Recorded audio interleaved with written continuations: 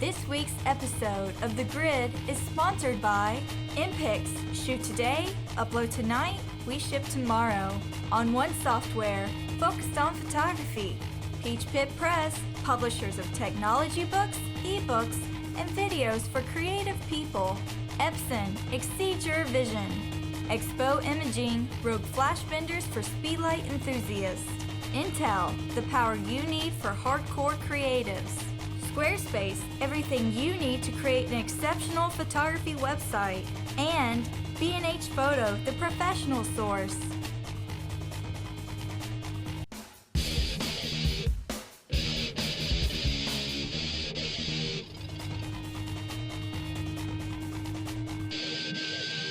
Hey everybody, and welcome to another live episode of The Grid. Incredibly live. I'm sorry? Incredibly live. Incredibly live. Wow. Welcome. I'm surrounded by two fabulous guys. Awesomeness. Awesomeness, explodedness. To my right, Mr. Brad Moore. Hi. I'm Brad. Photographer and generally cool guy. Shoots concert photography. Runs the studios here at Kelby Training. He's my photo assistant and travels around, and we find burger places all over the country. Yes, we do. And to my left, a man who needs no introduction. So anyway, Pete Collins. You put his name up, why not that? Okay, Pete Collins.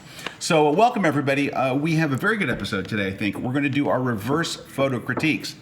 We've had a couple of challenges here on the set with getting it together and the amount of time because of the meetings and stuff we had today, but I think we're going to be okay. So let me explain what reverse critiques are so you'll stick around.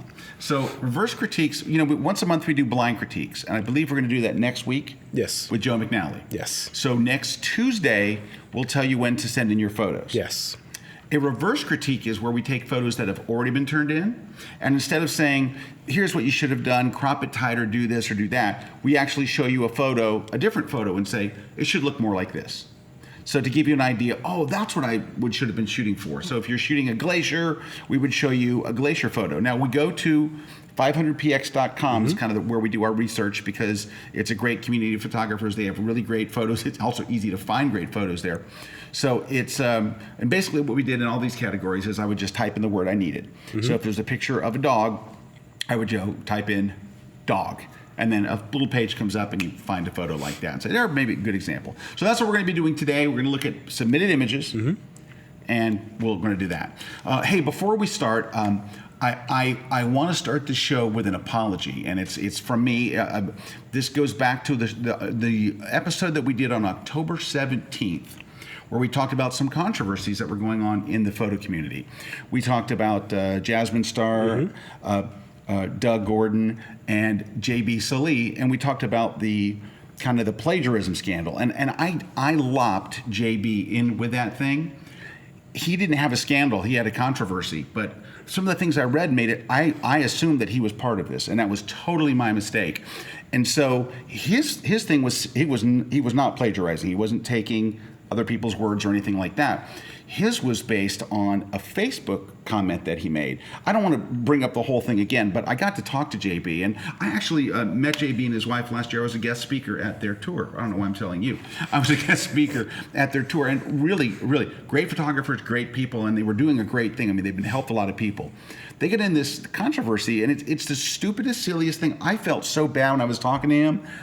He got thrown under the bus in a way. You know how every once in a while the internet decides we're going to bury you for no good reason? They decided to bury him. And I heard the story, and if you go to his Facebook page, I'm sure you can find it all there. But he was incredibly unfairly treated, he and his wife. Just horribly, for nothing. Everybody just said, this is our chance to get him, and they buried him. And then here I come in and pour more salt in the wound. So I want to apologize to JB and his wife and their whole family. I want to steer them clear of that whole controversy. I lopped them in there because of an article I read, and I didn't do enough research, and it's completely 100% on me. It's my personal apology to them, and I heard his story, and I'm like, it was terrible, and the fact that I piled on made it feel even worse. So I've talked to JB. He was incredibly gracious about it. But being in the situation that he's in and how unfairly he was treated, he was unbelievably gracious. So I just want to make sure that everybody knows very, very clearly, number one, he was not a part of the plagiarism scandal. Number two was he didn't do anything wrong in my eyes, period. Number three, the only person wrong in anything to do with his name was me. So my apologies to you guys. Hey, a couple of things before we get right onto the broadcast. We just finished Boston and DC, Washington, D.C. Sorry, we've been on the road nonstop. It's a blur. We just finished it. We had a ball, though. Yeah. We had the greatest people. So my Shoot Like a Pro tour, which Brad works on stage with me on that. And, man, we just 700 people in D.C., Wow. over 500 in Boston yesterday. My next stop is New York City on November 14th. New We're York going to give City. away a ticket to it today on the show, so hopefully you'll win that ticket. Then we're going to San Diego next. San Diego on December 3rd. And I haven't been to San Diego in a while. And Toronto, the best crowds in Toronto. I did my Light It, Shoot It, Retouch It there. Wonderful to teach there. So Toronto on December 9th, San Diego December 3rd. Matt, who's not here today, Matt's shooting someplace, doing something, I forget. He's not here. His Lightroom tour is November 6th in Lauderdale. It's the 15th in Sacramento, December 6th in Seattle, and December 13th in Jacksonville, Florida. We will give away a ticket to Matt's Lightroom tour today. Let's give away one more ticket. Joe McNally. Joe's tour is in Los Angeles on November 13th, and he's doing his one light, two light tour. So he doesn't go with like 8 flashes or 12 flashes or 15. It's like very simple. If you've got 1 or 2 flashes, you will lose your mind that day. 11/13 in LA, and on the 18th of November in San Francisco. So we're going to just take care of all that. I believe at this very moment he's doing his last session in Orlando. He's in Orlando right now, finishing up there. And if you've never caught Joe live, you got it. He's crazy. So we're giving away a ticket to Joe's too. So at the end of the show, when we tell you how to enter the contest, you'll just tell us which seminar you want to go to, which city, which seminar, and you're entered. Hey, we have I said it's JD, right? I said JB. It's JD. Okay, earlier when I said JB, that's because I'm reading off the. No, it's JB. Julie's wrong. No, This just in. Wait a minute, it's JB. No, it's JB. Did I say JD? It's JB. It's not JD. It is JB. According to it's Julie. It's JB. Who's Julie? Sorry, Okay. Julie. Sorry, Julie. All right. You're wrong. Man, that took me off my game. Hey, Continuing. So, hey, we I just want to mention again, we have free classes being broadcast right now. Right now, we are running a free class with James Smelzer. James Smelzer is awesome. He does senior portraits and stuff. Outdoor lighting for senior portraits with James Smelzer. That guy rocks. I learned so much from him. I used to buy his DVDs, and God rocks. Go check him out. You can watch his classes free on Kelby Training. They broadcast continuously for a week. So go check it out. Let's see. I got giveaways. And you know what the giveaways are? Crud, they're in the trunk of my car. No, seriously, I've got good giveaways today. You know what? Can I tell you the giveaways like after the break so I can run to my car and get them because my car's right? By you mean somebody else. By you, I mean you. Runs out to the car. When Brad comes back, he'll be drenched in sweat. Because I have all these cool giveaways. So there's some giveaways. They're coming up in a minute. All right, what's next? Hey, we're going to take a short break. And I hope it's more than 30 seconds. Control room. Hint. Put like 2 ads. Sorry. Intros. We're very prepared. We're super prepared for today's show. Brought to you by Zipper. Hopefully, too, you know what they're doing? They're back there trying to put another ad in right now. So we'll be right back, and we're going to have a. Hold on, let me get my car keys. Oh, All right. I can run faster than Brad. Yes, you will. Yeah. Oh, You yeah. sprint like a gazelle? Oh. I am like the wind. All right. He's like a Get my gazelle trunk in the now. wind. When you open my trunk, there's a little thing that slides out at the top. It's in there. Okay. Don't break it. Do I know what I'm getting? Yeah, everything in there. Okay. Just bring the whole thing. Just in. whatever's in there, 'cause All we're right, giving break. it all away. I'm waiting for the Let's break. take a short break. Ready? Go.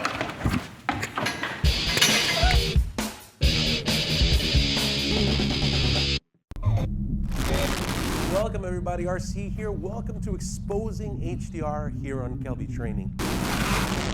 Now, the best place for you to do all of this stuff is going to be in this room. He's back. Go away! Let's go!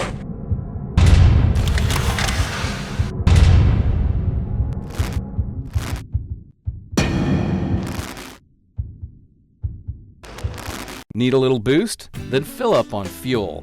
Packed with practical tools and tips that will help you quickly advance your creative skills, These short ebooks get right to the heart of what you need to learn. Learn to shoot breathtaking nature photography, teach yourself game design, or impress your friends with the rockin' design of your new website. Written by top authors and trainers, Fuel Books offers friendly, straightforward instruction and innovative ideas to power your creativity. Starting at just $5, every Fuel Book comes in 3 formats: Mobi, EPUB, and an elegantly laid out PDF, so you can choose the reading experience that works best for you on whatever device you choose. Fuel Books, designed to inspire you.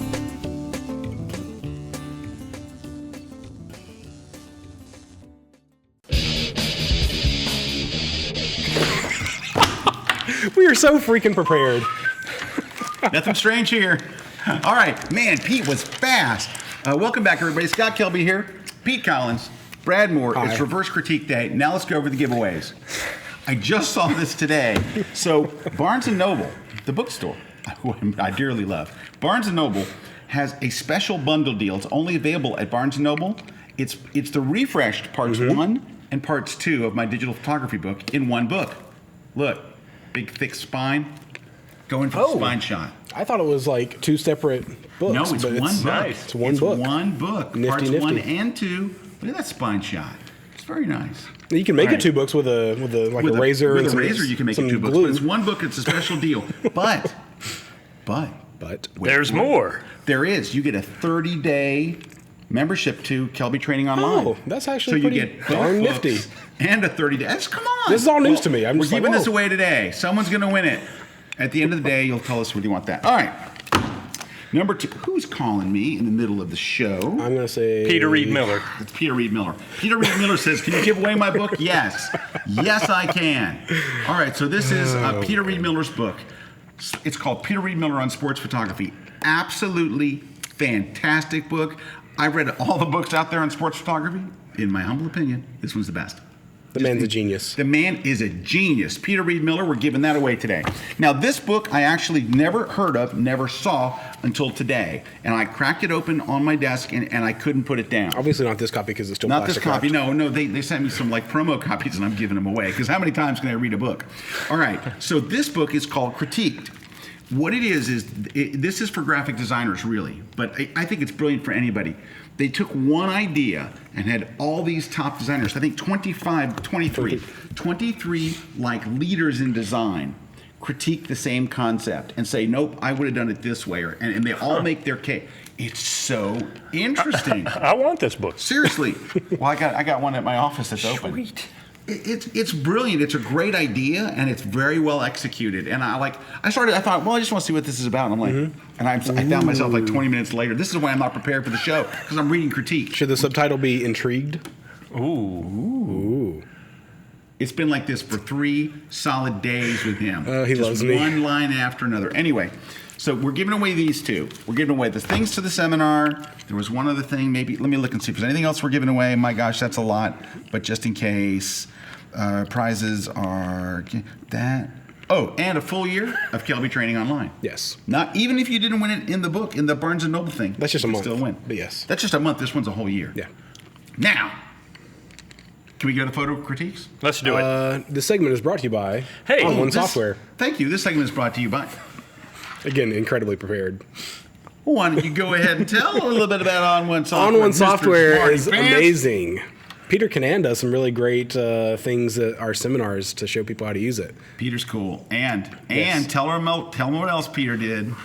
Oh, Peter's our hero. Yeah, last night we were in boarding group 5. Yeah, on United because we hardly ever fly United. Yeah, we never fly United. We're Peter's boarding like group super 5. gold on United. He's like mega gold in first class, and Brad He's and I like, are back there. He's like, you scumbags can come with me. Yeah, so he let us kind of slide in on his gold thing, and we were in So boarding group anyway, 1. thanks Peter and On One Software. It's awesome.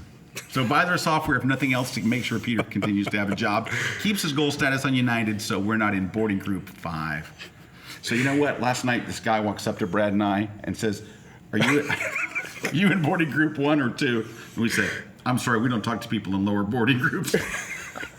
No, we're didn't. just joking. Here we go. Let's look. All right, reverse critiques. Let's do this. Reverse critiques. If you're just joining us, and I hope you're not. Anyway, we do once a month blind critiques. We ask people to submit their photos, and we give them the honest to goodness truth, because nobody will really tell you how you are. However, We have also done reverse critiques, which have been very popular because what we do is we take somebody's photo that's been submitted to us, and then we go to 500px.com, which is a wonderful website, great community of photographers. We search for the same topic, and then we show, here's what it should look like, basically. So let's start. Now, these are blind critiques. Unless somebody put their name right on it, then we won't know who it is. Right. But if you submit it to a blind critique show with a watermark, then you kind of get what you get. All right. This is apparently a parrot? A macaw? It's a something. That's it's a a shot macaw. of a bird up close. Is it a macaw? Sounds good to me. Okay. Anyway, so in looking at this shot, the critique that I would give, just here, I'll make my screen a little bigger so we're not distracted by all that junk. There we go. So the critique that I would give is when it comes to shots of people, animals, well, that's pretty much all that exists, people and animals that are alive like that. Nouns. Nouns. Thank you. Person, place, or thing. I'm glad you're here on the show, really. If the eye isn't sharp, the eye, you only see in one eye in this one, but if the eyes aren't sharp, it really goes in the garbage. And these eyes are really, really soft. Look at the color of the beak. It's kind of purple, so your white balance is off. It's not a particularly pretty macaw. It's just kind of eh. So what should a picture of a macaw look like? Like this. Okay, that other one wasn't a macaw. If that's a macaw, it was Yeah. two different. Yeah. Picture of a bird. That's a picture of a bird. Let's just call it a bird so we don't have to get too crazy on it. So that's one of the, if you look at this, look how crystal clear it is. It's got nice separation from the background. The eyes are really, really sharp. It's really, really crystal clear. That's the difference. This what I would say, when I would see this shot, I think, wow, that's a really nice shot. Now, you'll be able to see when we use people's names, so this is obviously by HTMIAN. So you'll be able to see the photographers that we're using as their examples because they want people to see their stuff. It's on 500px, right? But that would be one where I would go, okay, now. Can we switch off my computer so I can bring up another one here? All right, so I got a couple more. Well, Here's one. Ooh, look at this yeah. one. Ooh. Yeah, that's a I good. like that one. I think this one's better. It's closer to what we saw. Right. Right? Maybe it could be a And, little brighter, but yeah. Yeah, it could be a little brighter. I maybe would take it into Photoshop, brighten it up a little bit, but maybe I'll just brighten my screen a little. Just kidding. That one, I think, look at the sharpness and the detail in the edges and stuff like that. And jump off for a second. I've got a couple more here. I grabbed just a couple, but Well, and this kind of plays off of what R.C. Brad and I talked about last week about building your visual portfolio. Was that just last week? Was that last week? That was last week. Good grief. It's been a long week. But so sometimes you're like, well, this looks pretty good. Well, if you are able to compare it to some of the other ones, you suddenly start going, okay, now I see what's going on there. Right. So we're trying to add to your visual library here and say, Here's here's another what one. you're striving for. here's another one. See, it is JB because he's here. It is JB by JB. Hi, JB. All right, it's JB. Sorry. Glad to have you here, I owe JB. JB so many apologies now. Like I've trashed his name and everything else, and man, he sure did not deserve that. So and then I just jump on his name. Man, do I owe you a drink? You come to Florida, you got to come and be a guest on the grid. Yeah. Yeah, he'd be great. Love to have He him. would nail it. So when you come, I owe you a steak the size of a car battery. All right. Here's another shot if you want to look on screen here. Yeah. I actually like the symmetry of that one. That's It's got really some good nice. symmetry, doesn't it? The couple eyes and the. Now, if I had a program called Photoshop, I'd probably fix that right there. Because it looks like he's got a reverse mohawk. Anyway, but that's some of the ones that just thought I'd show you. So let me get the next one queued up and I'll While he's queuing that up, if you're watching and you see us looking over there instead of over here, there's a TV right next to it, and that's where Pete and I are seeing all the stuff that he's showing on his We've either got to look laptop. here at the screen or we got to do this. So we'd rather look off. But camera. I like Scott, so I don't mind this so much. But Scott has a restraining order on me, so. for obvious reasons. All right, let's take a look at this one. This one kind of harkens back to last week's show. Let me zoom in a little so you can see it a little bigger here. A little. Okay, it's giant. This one harkens back to 2 weeks ago. 2 weeks ago, we did a show called Why You Hate HDR, and I think this photo would have made a great example of why. And it's soft because it's a low-res picture. It's not soft Yeah. because it's out of focus. Yeah. So what happened here is one of the things, we listed 7 things that you do wrong with HDR that would make things bad. And I would say this is certainly one of them. It's the oversaturated colors is a hallmark of kind of bad HDR. it's over processed. The people are glowy. Do you notice like the people have little glows around them? They have like almost black glows around them. You can see every single, like, I don't know if you can see, but each person has their own little walking glow. And while the sky was probably very pretty at one point, when you drag the vibrant slider over so far, it gets this, completely unrealistic look. So just flip off from mine for a second. Let me go find it. Unfortunately, we don't have a very good system today for finding images, and so it's not there. Hold on. I actually closed the window where it was. Pete will have to help me. So while Scott looks for that, Find. I'll be juggling. Oh, there it is. Hold on. Oh, that's the wrong place. It's You a guys are loving it's this, a aren't gift. you? Yeah, it's a gift. So hold on, I'm almost there. Don't move, don't breathe, don't make a sound. Should we just start reading from these books? Start reading from those books. I closed the critical page, so Pete helped me find it. Oh, but where you it's- find it again, you need to go yeah. to show all. Yeah, here we go. Yep, and then down at the. Oh, here, there it you is. go. There you Ta-da. go. All right. And we're back. So here's a shot of Atlantic City. Same boardwalk and all. But it's gloomy. Now, I found a color one too, but this is the one I first pulled up Atlantic City on 500px. This is one that I came up with, and I liked it right away. It's a story. It's a photo with a story. It's gloomy. You see the sole person walking with their shadow. There's no crazy saturated colors. But again, you could say, well, that's not really fair because it's a black and white. So let's find a color one. Hang on one second, and I'll find a color one. So this one, take a look. Almost from the like same that. angle. Almost from the same angle. Look, the same building on the side. Right. But the story here is the shadows. And that one person right in the middle of the frame. It's like right there. It's just, it's an intriguing photo. Every time I look at it, I see something else. Now, if you've ever been to the Atlantic City Boardwalk, which I have, it's not a great place to get a good shot of. It's not particularly pretty. It's not Vegas. I actually think that is the same angle. It's just vertical instead of horizontal. It's pretty much where there must be like a boardwalk or walkway. something, a Yep. walkway Yeah. going from one side where the casinos are over to the beach side, and so that's probably shot it from the same place. But what a difference! I mean, it's the colors, of course. It's a much more realistic photo, though that they've obviously done some post processing to it and stuff. Well, but and look at the time of day that it's shot. The thing that I like about that one is the shadows. They're really nice, just nice and long shadows versus the other one that, it's very colorful, but there's no shadows. hey, it might help us a lot, Brad, if we show your computer with Okay. the originals, and then I'll get the queued up the other one. Okay. All right. So, Brad, if you will, let's go to. I'm going to show Brad the shot so he can queue it up. Well, would you say that when you compare the two, that one's trying to rely on the technique and the processing, Yes. where this Yes. one's trying to rely on the story? Dude, that's it. That's why you're here today, it. Pete. That's why you're here, Pete. He's right. Costanza, I'm out. No, George, come back. The image was 100% driven by the effect. The color of Because it. it wasn't a The good photo. oversaturated. It just was kind of but you think, well, if I throw enough junk on it, it'll be okay. The other one was driven by the story. It was Right. driven by the look, and that's the difference. Is it went too far. All right, can you bring up this one? You got it up. All That's right. it. So Brad's got a shot up here, and it's a portrait taken in a parking garage, and it's not terrible, but it's not great.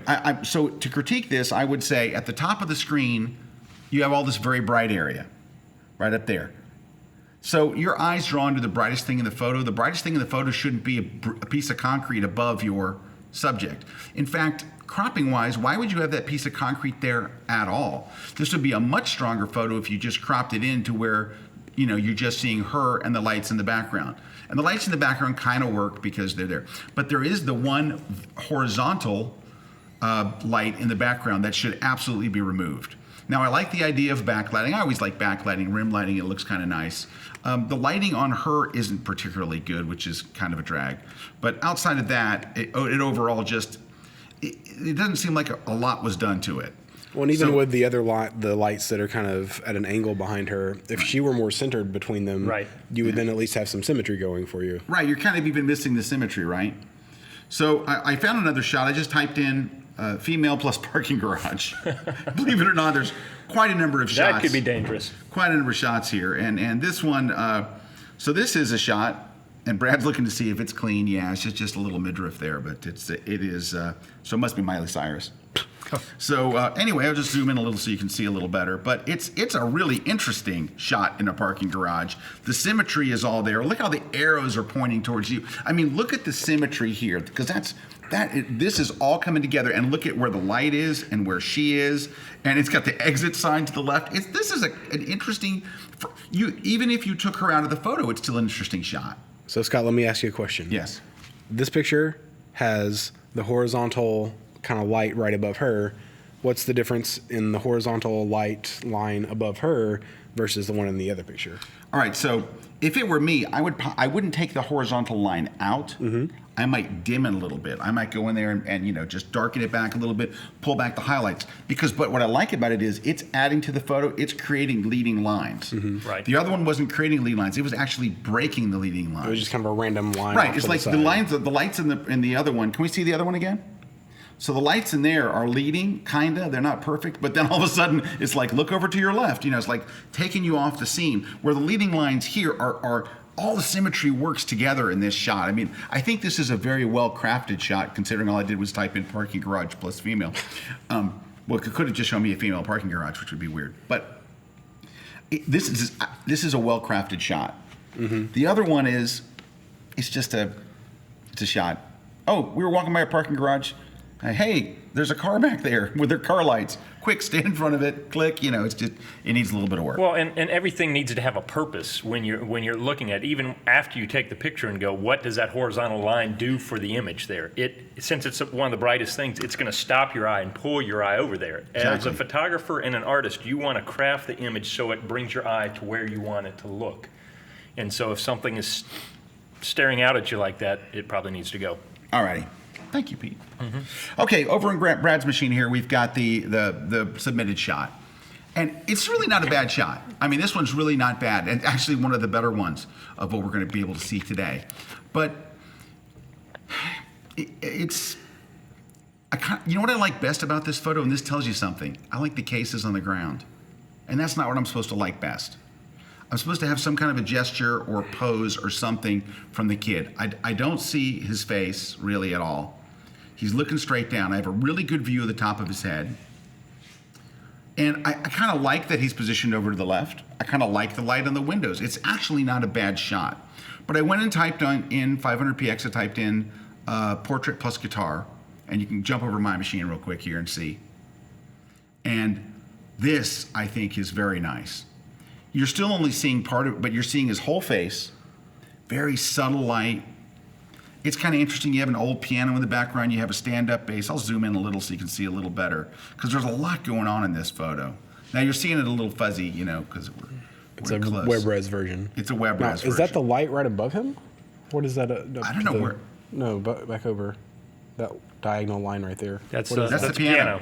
Oh, That's okay, a reflection sorry. of the piano. And I don't know if I would take that out, because without that, you wouldn't even know it was a piano. Okay. It would kind of get lost there. So Well, I've got bright light shining in my face, and it's just hard for me to tell. I didn't see. But that's a very subtle, nice, you still see his face. You have beautiful light. It's dramatic. I mean, I think it's nice. I have a couple other examples to show, but let's look back at Brad's machine again, and you'll see it's kind of just a flat shot. And so I pulled up a couple more. I like this one right here. There we go. You know what I like about this one? Two things. It's kind of interesting because there's a guitar going off at a different angle, but because of the symmetry where his head is, it's just kind of interesting. And I like his expression. He looks like a character. He's dressed like a character. I just think it's kind of a cool shot. It's an unusual looking guitar. Now this is very different. The other one was an environmental portrait. Right. This one's in a studio. But I just saw this while I was searching. I thought, I like that. All right, let's go back to Brad's again. All right, there's Brad's. And then I also liked, when it loads, this one I think is more like what the other one is. more like kind of young kid and his guitar kind of thing. It's not as dramatic. But if you just wanted to do a straight up senior portrait or something, I think this one works as a straight up senior portrait. So you're saying the kid in my picture needs to grow some scruff? Kid in your picture needs to grow some scruff. Needs a hat.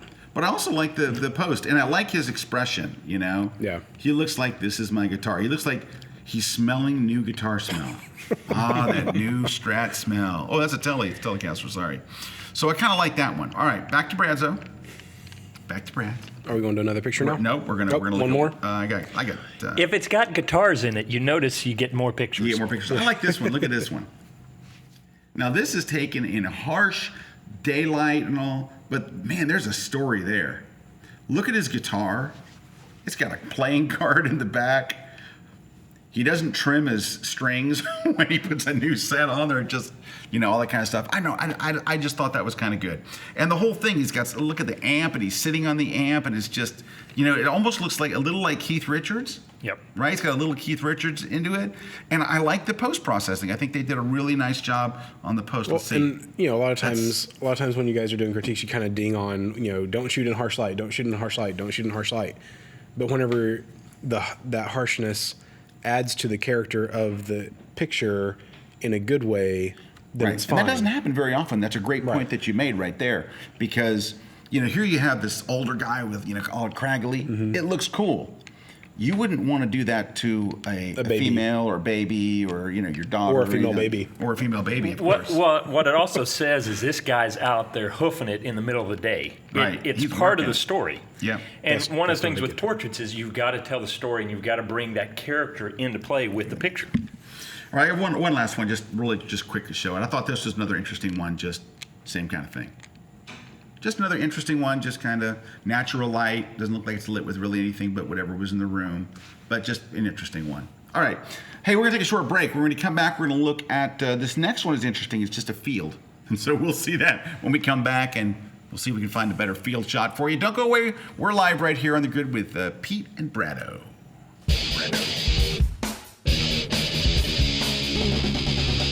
Hello, I'm Bill Fortney, and welcome to Olympic National Park.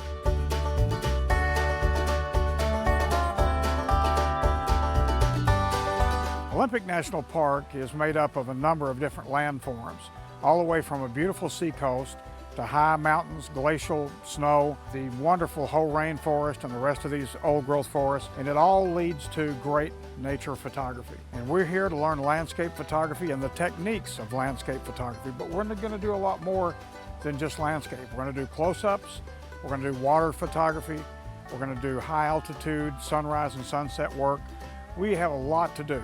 So please come check out my class in Olympic National Park only on kelbytraining.com.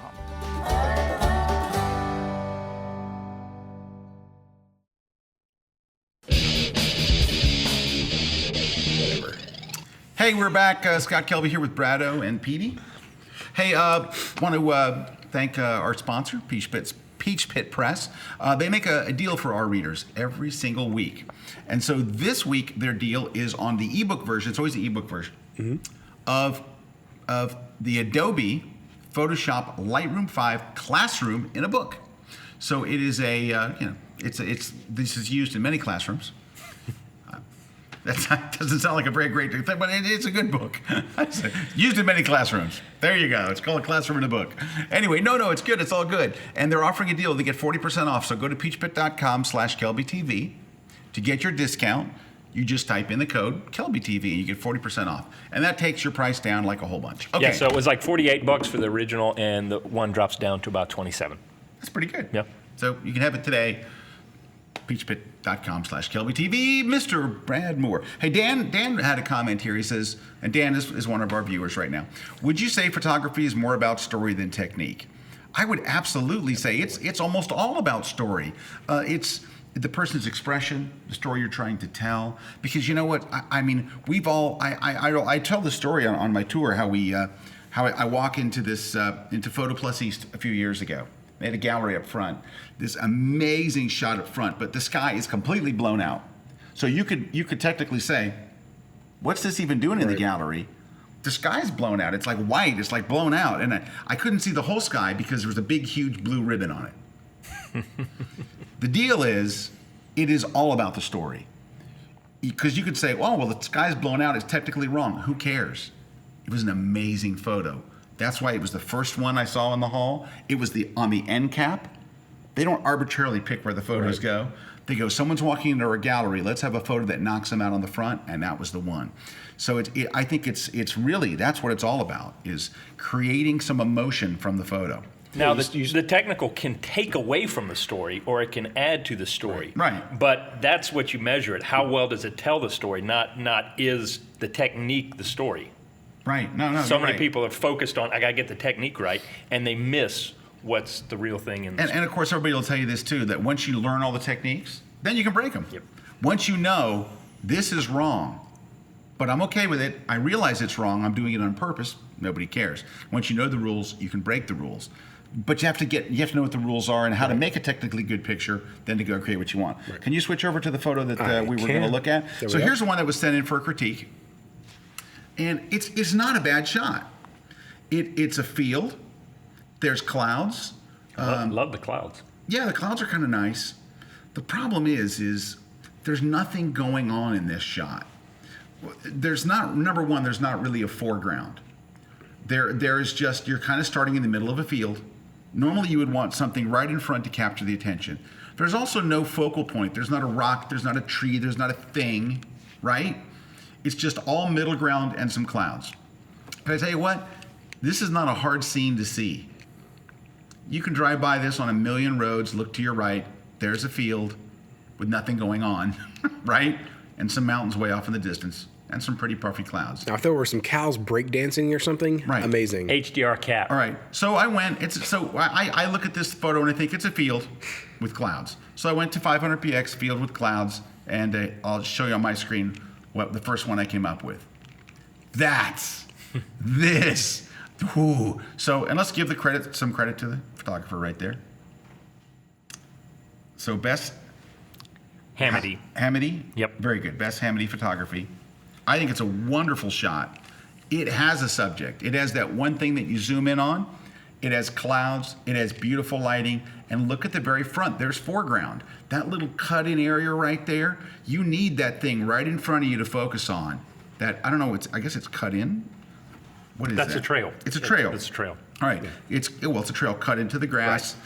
And it just, and your eye goes right to that tree. The lighting's beautiful. And you could say, yeah, they did some post-processing stuff. You're darn right. Yep. Good for you. So, yeah, and you know what? The other person probably did post-processing to theirs as well. Yeah, probably not. Nah, it looks kind of flat. Anyway, but that was one. So let's keep it on Brad's for 1 second so I can go grab another one. So there was Brad's one computer, other one. not Brad. Computer. Yeah, not on Brad. Yeah, can we just zoom in on Brad on camera 2? Just really nice, a tight shot on Brad.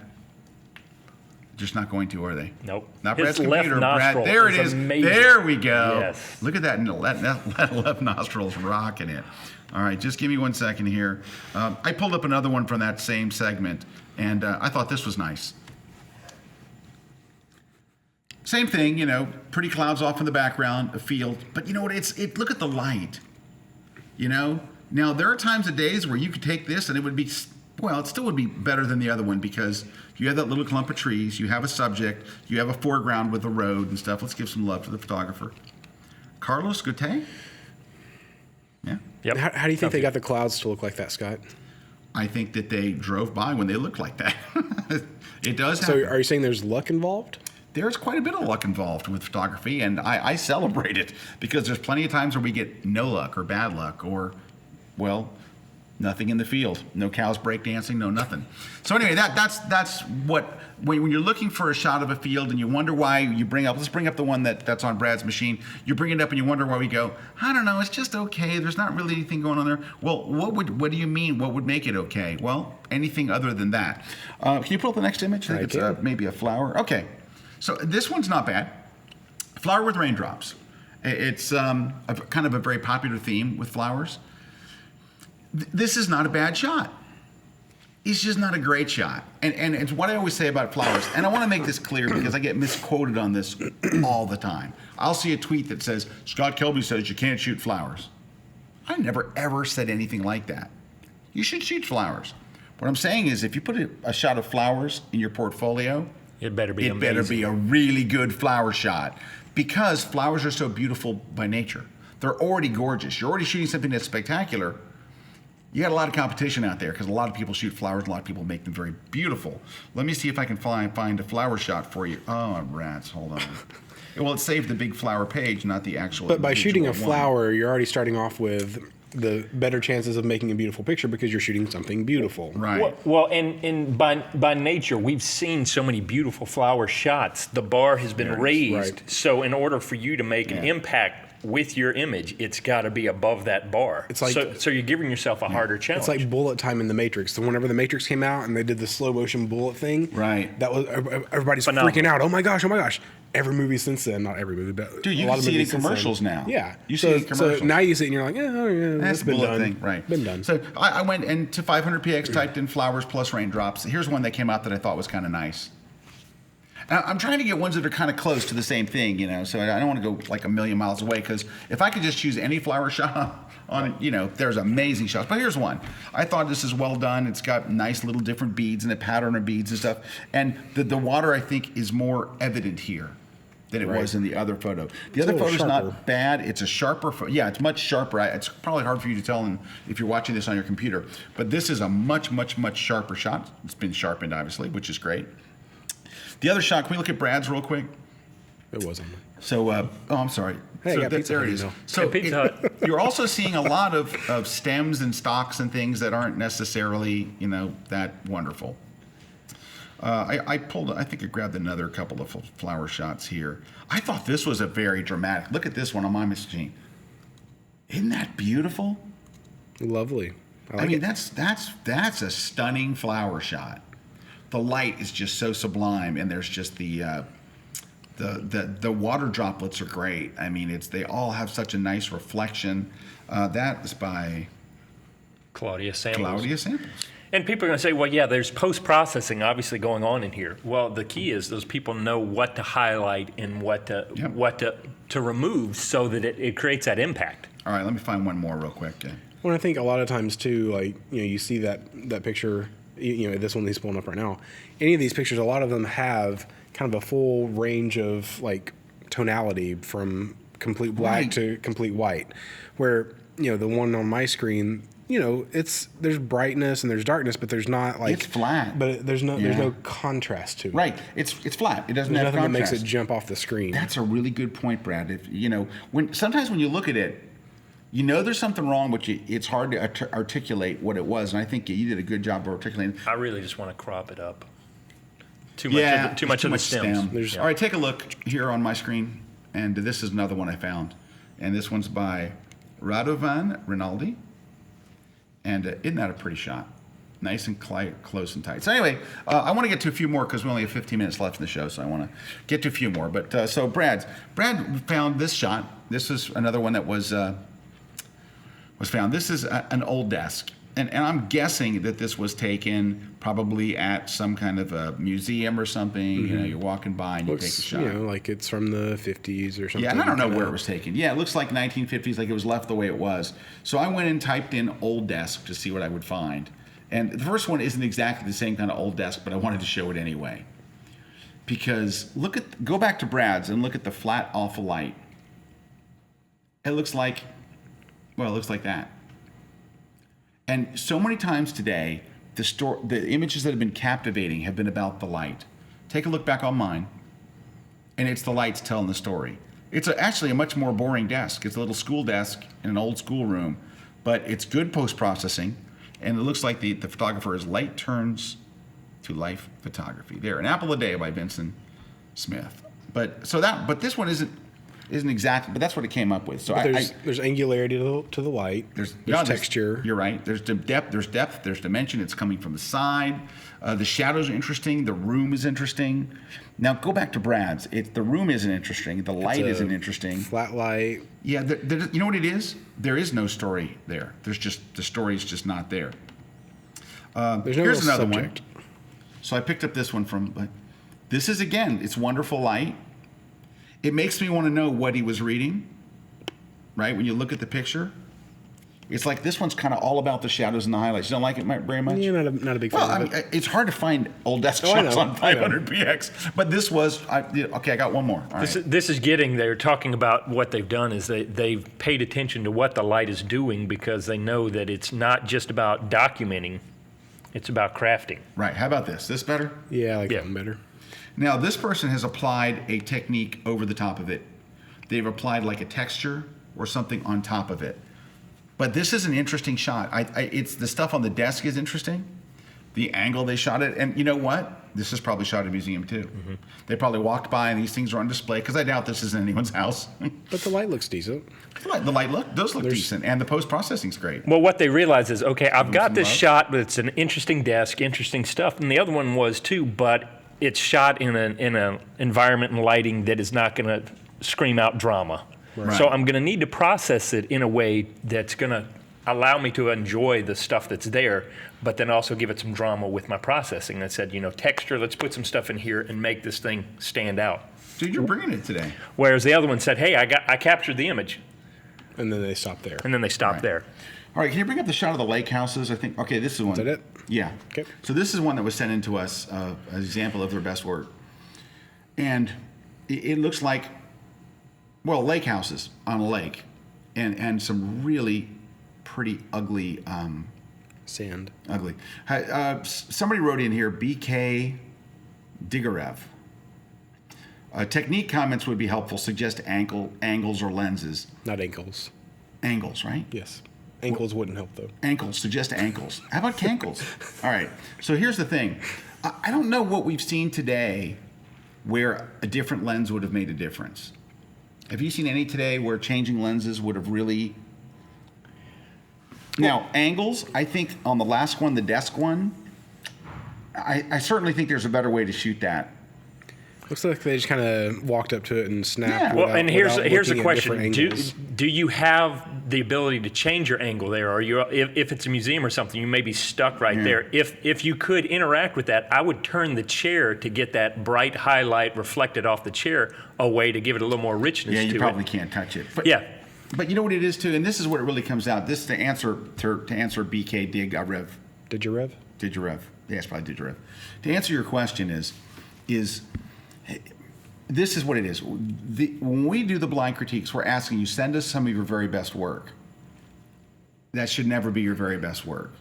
You shouldn't have sent that shot in. And we understand that people are starting off in Right. a certain place and progressing. But if that's your best work, you need to work some more yeah, before you start. it's sending not stuff. it's not lens. It's not technical.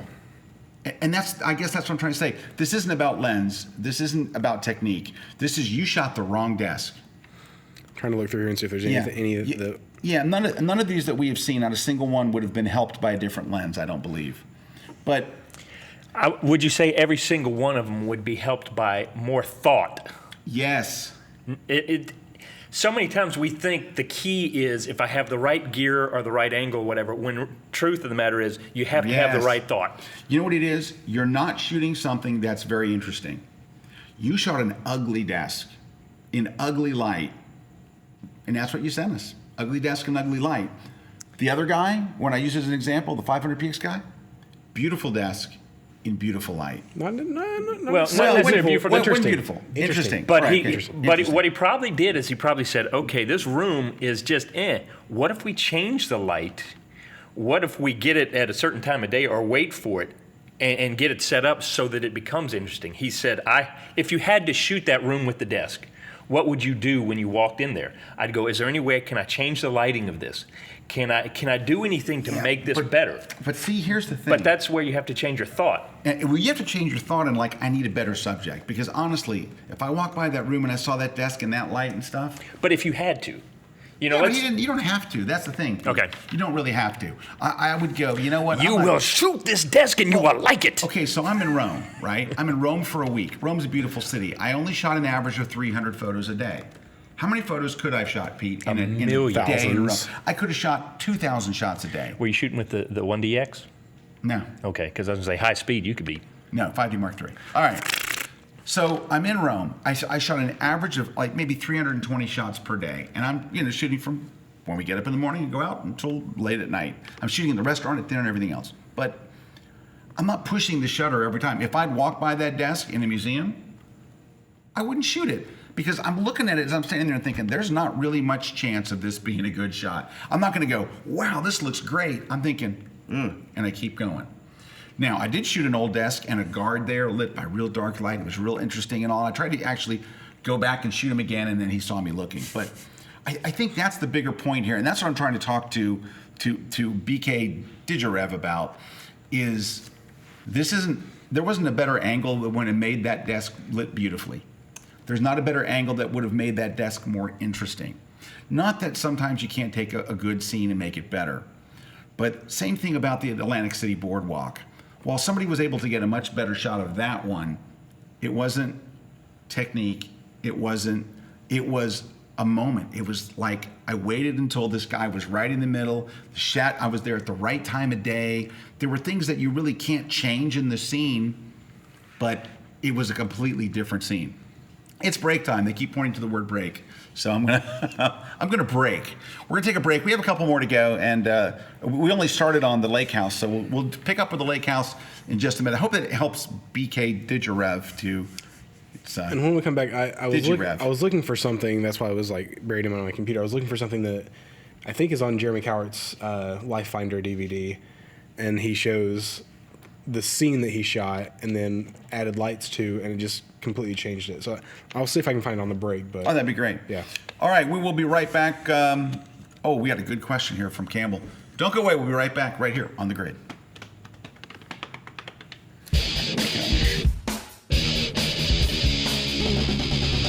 Hi, my name's Dave Black, and I'd like to welcome you to Kelby Training, where you can come join me on my light painting landscapes class. One of our locations is going to be at one of the most famous, iconic barns here in Jackson Hole, Wyoming. Not only will we do light painting there, but we will also do some soft focus technique. The site survey will give us an opportunity to look at our subject and start to figure out where we'll have camera position and where we would be applying the light painting from. Now, just because we're out here in the great outdoors in a big national park, don't think you can't do these at home. All the basics and fundamentals that we'll cover in this video will teach you how to get into light painting landscapes, whether you're out here in Teton National Park or right in your very own hometown. Come to my light painting landscapes video at kelbytraining.com. I hope to see you then.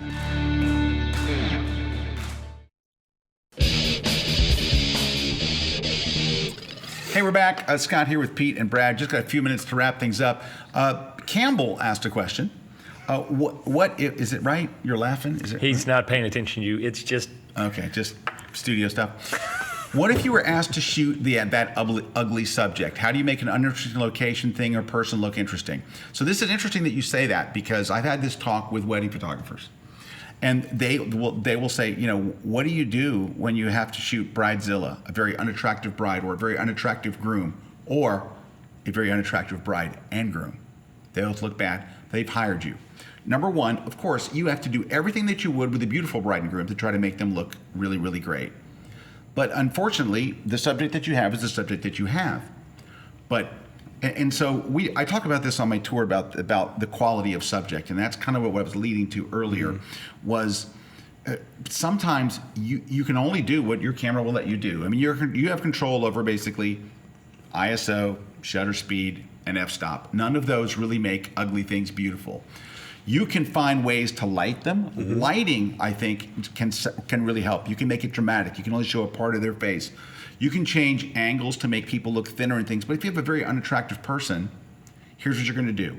Number one, you're going to shoot them and do the very best job you can. That's your job. You're hired. Like if you have to make an uninteresting person look good, you're going to do everything you can in your bag of tricks. Number two is you're probably never going to put that in your portfolio. And here's what I will challenge you to do. Think of who your favorite wedding photographer is. Whoever it is in the world, Dennis Reggie, David Zeiser, Cliff Mountain, whoever your favorite one is. Don't go by mine, go by yours. Joe Busey. Oh gosh, he's so good. Go by and look at like Joe's. Go by anybody's and look at their wedding portfolio. And you'll go, oh my gosh, they're so lucky. All they ever shoot is absolutely spectacular brides and incredibly great looking grooms. Every single shot in their portfolio, beautiful brides, beautiful grooms. Do you really think that's all they ever shoot? That's all they ever show. That's a big difference.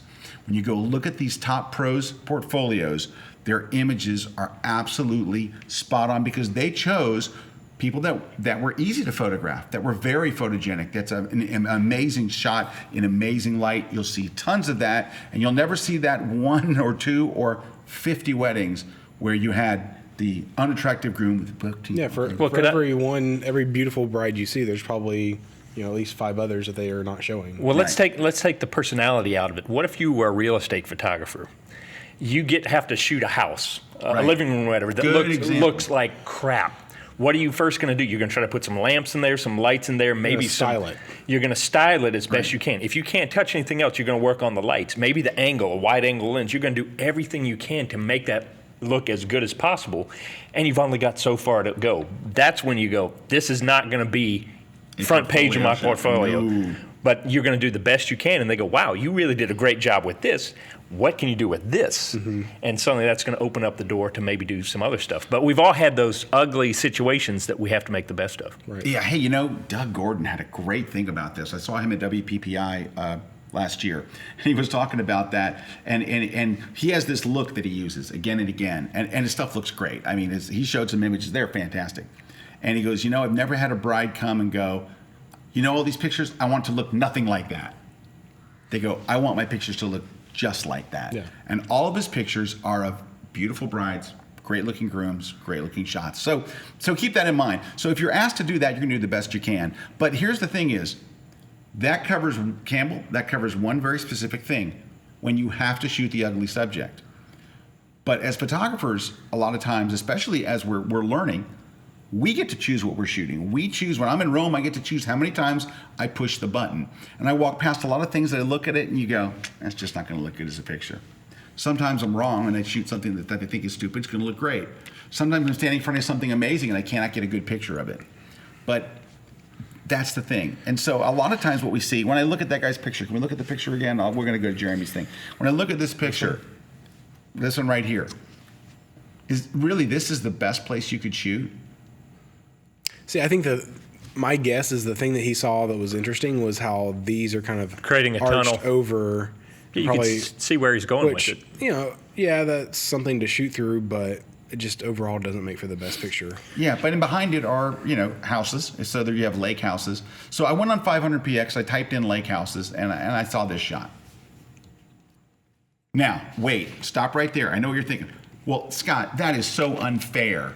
This guy picked an incredible sky and beautiful beach houses and shot it from a really unique angle. Exactly. This is what I'm talking about. This is exactly what I'm talking about. Is this what you're talking about? Yeah. He shot really unique, colorful, beautiful lake house. This guy did not.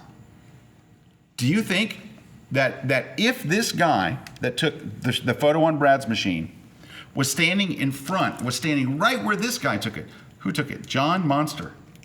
All right. So if he was standing beside John Monster. No, I like the name. Hey, John Monster. Appropriate Halloween themed. Right. Name. If he was standing with the same camera and the same gear right beside it on a tripod, would he get the same shot? Absolutely. So what's the difference between John Monster and Bad Lake House shot? Where they were standing and when they were standing there. Where they were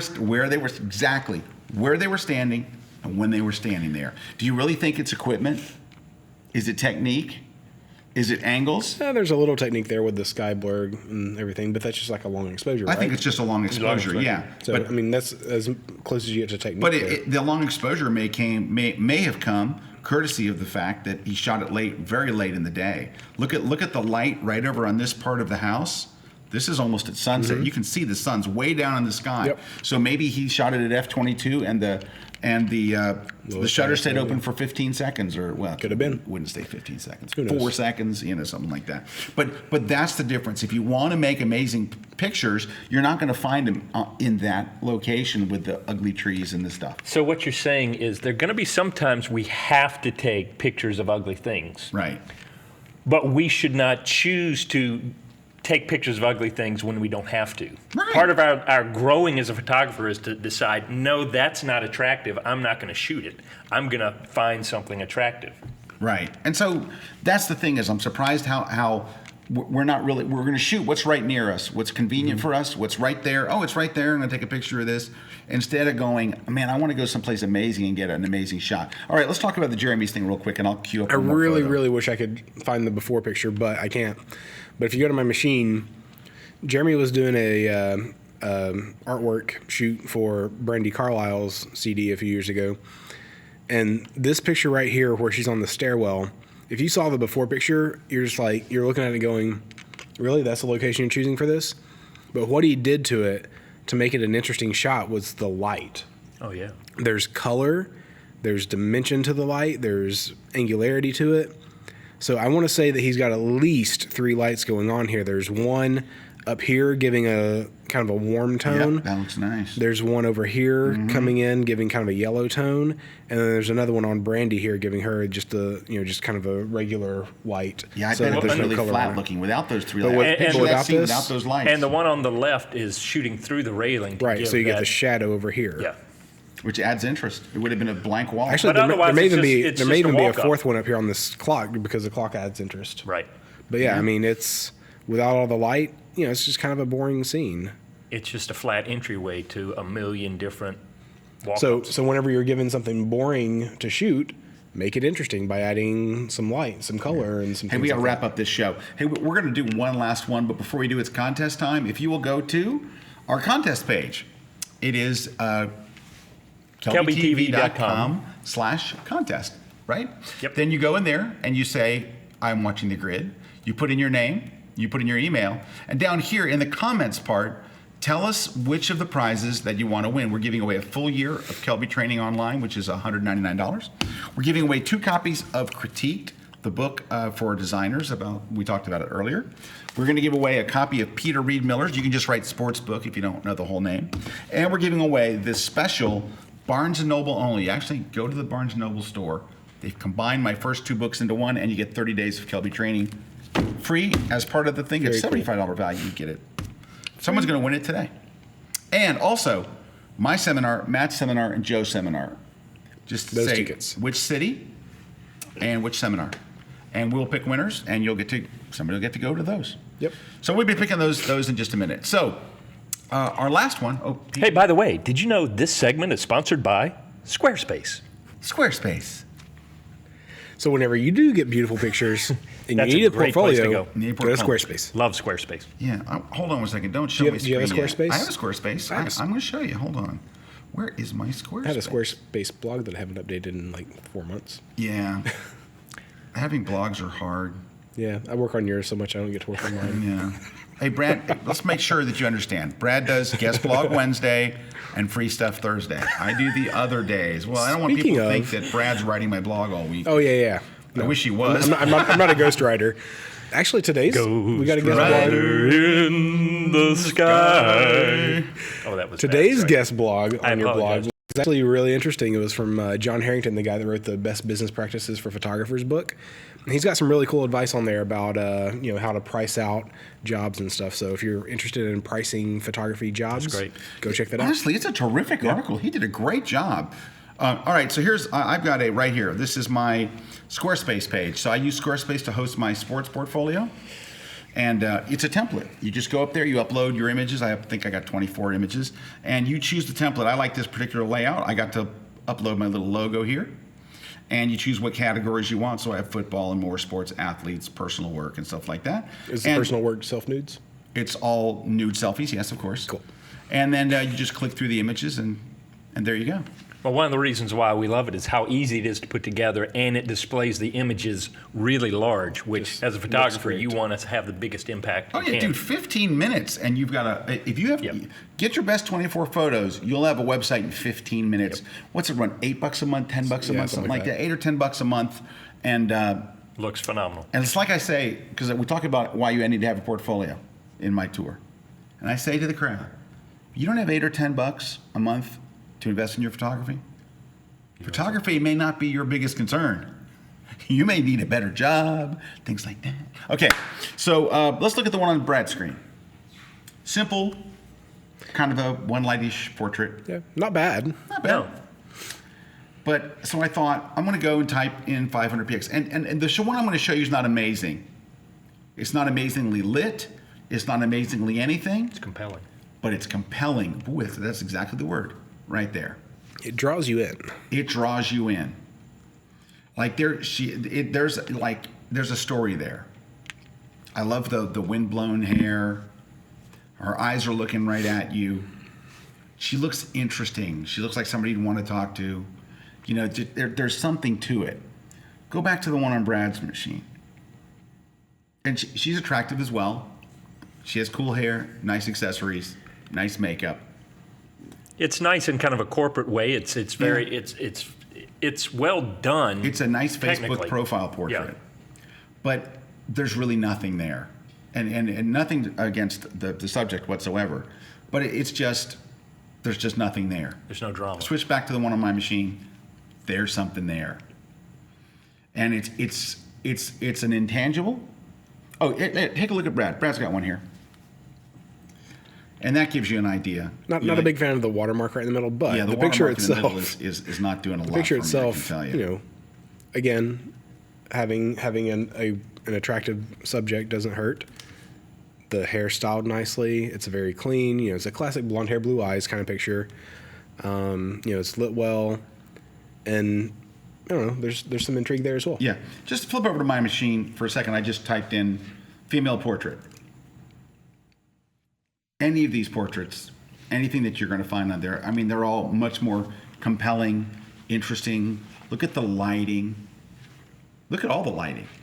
Do you notice how all the lighting is really, I pick a random page, very subtle. There's a depth to it. There's a depth to them. And even so look at the second row, second photo. It's natural light, but it's still subtle. Look at the second row, first shot, bottom left corner. It's very, very subtle, very nice. You don't have to look very far to see the kind of portraits you should be trying to shoot. And that's what I think 500px is great for. If you're like, you know what, I'm not sure what it is about my photo. What's my portrait supposed to look like? Go to 500px and type it in. All right, guys, we have completely run out of stuff. I do want to say, I want to not only mention our sponsor, B&H Photo, but I want to congratulate them. I was at a party in New York City last Wednesday night to celebrate their 40th anniversary. So very cool. Congratulations to B&H. I was there, you know, we were obviously, they were sponsoring our show, and we're very, very close with the folks at B&H, wonderful people. But way before we were partners with them, I was a customer of theirs for life. I saw an ad in a magazine for a lens. Called them up just to buy it, just like, you know, like guy on the phone, yeah, this lens, where do you want to ship? So I started talking to the guy, and I must have said something that triggered something. The guy goes, what are you using this lens for? So we started talking, and he goes, that's not the lens you want. And I go, uh-oh. Here it comes. Here it comes, the upsell. So the lens I wanted was like $700. And he tells me about this other lens. This is the one you want. And I'm like, okay, how much? And he goes, it's about $400. I didn't know what to say. I've never had a salesman talk me down. I've never had a salesman go, you want to spend $700? How about $400? It'll do a better job for you. I was just stunned, and I'm like, I ordered the lens. He was exactly right. It was perfect. But I've never experienced that. A salesman is more concerned about keeping me as a customer for the long haul instead of just making a quick sale and making the commission or whatever right then. I don't know where they work for commission or not. But anyway, that was it. And I bought from them for many, many years before I ever met anybody there. But now we have many friends there. And anyway, we wish them the very, very best. And if you're going to buy anything for photography gear, go to B&H Photo. They sell everything. All right. We're out. Pete, where can people find more about you? You can check me out on Google+, PeteGplus.com, or you can go to my website, PeteCollins.com. Brad, where can people learn more about you and see your nude selfies? None of those. Only I have those. Oh. They're on my website. BeMoreVisuals.com, and Be More Visuals for any of the social media stuff. I don't really do Facebook that much, but Twitter, Instagram, Google+, whatever. Hey, you know what though? Can I plug Brad one way? Brad shot Alice Cooper this weekend because he does mostly concert photography. Very, very good at it as well. But dude, your Alice Cooper shots are off the chain. Now we keep trying to figure is it Orthony that's playing guitar with him? Yes. Is it her? Yeah, it's her.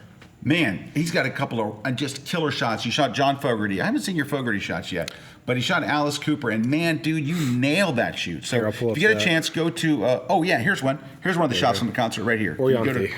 Oriente, yeah. Dude, that's a cool shot. He's got Thank a you. cool outfit. But that's just cool. Anyway, go to BeMoreVisuals.com. Thank you guys for watching. Thanks to all our sponsors. Thanks to our crew here. Yo! And we'll see you guys next week with our special in-studio guest, Joe McNally, right here on the grid. Take care, everybody. Bye. This week's episode of The Grid is sponsored by Impix. Shoot today, upload tonight, we ship tomorrow. On One Software, focused on photography. Peach Pit Press, publishers of technology books, ebooks, and videos for creative people. Epson, exceed your vision. Expo Imaging, rogue flash benders for speedlight enthusiasts. Intel, the power you need for hardcore creatives. Squarespace, everything you need to create an exceptional photography website. And B&H Photo, the professional source.